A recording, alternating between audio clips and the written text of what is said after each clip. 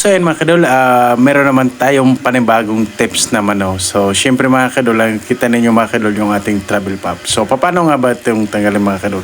So syempre mga kadol, kailangan natin ng bolt at saka ilagay natin dito sa center. Yan. So yung allen bolt niya mga kadol, no? At saka ipitan natin niya mga kadol para umangat ang kanyang cover. Yan. Kasi mga kadol, matigas yan, no? Kasi may ano yan, may o-ring yan na nakapalibot sa kanya. So, ganyan na mga kadol. So, tips lang naman to mga kadol.